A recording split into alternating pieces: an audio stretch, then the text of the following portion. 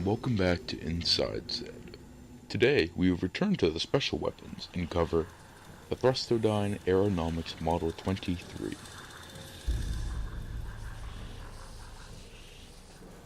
The weapon, commonly referred to as the Jet Gun, is the power weapon only available in the Transit game mode. This weapon is very different to weapons of our past, as this weapon must be built from various parts scattered around various locations in Transit. First, I will inform you on where to acquire these parts to build this weapon. First and foremost, the area in which this weapon can be built is at the workbench at the town. This is the only place in Transit where the weapon can be built. The first part found is the jet engine. The jet engine can be found in the tunnel between the bus depot and the diner. The next piece can be found after the power has been activated in the heart of the power station. The third piece is found right before you get to the town, hidden in the fog inside the cabin in the woods. To acquire the last component needed, you must journey deep into the cornfield. Inside this cornfield lies the final part hidden inside the heart of the prototype.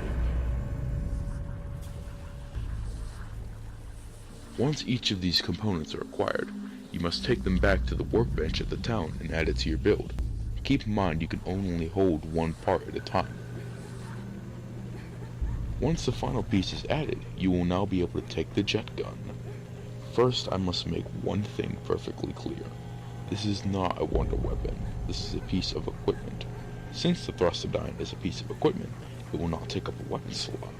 This gives you more freedom to choose exactly how you want to play. But due to the fact that it is an equipment piece, it cannot be packed a punch and it cannot be stored in the fridge at the farm. Because the Thrustodyne is made from a jet engine, it works somewhat like a portable weaponized jet engine. When fired, the weapon will suck in Zeds and grind them into little pieces in the engine, into a glorious display of flesh.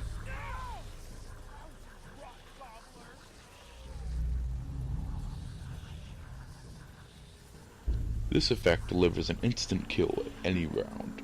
The effect is not instant, however, as the weapon takes 2 seconds to spin up before firing, so take heed of your surroundings when firing. In addition to taking time to fire, the Thrustodyne does not give you points and will suck you into an oncoming horde if you are not careful. If the weapon begins drawing you closer to the hordes, just simply take a few steps back.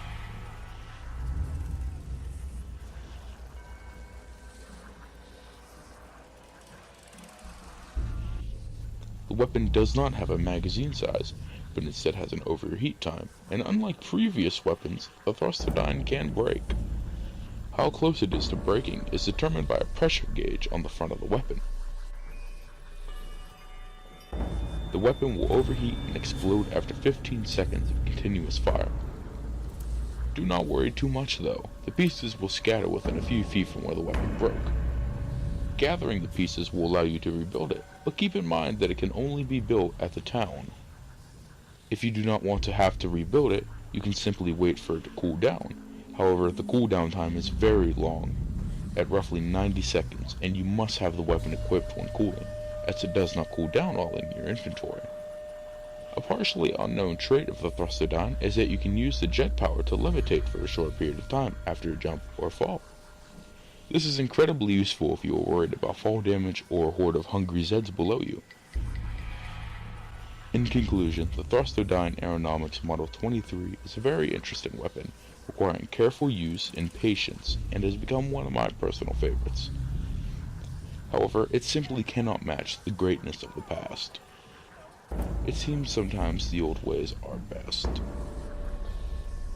Be sure to join me in the future for more guides to continue your training. Farewell.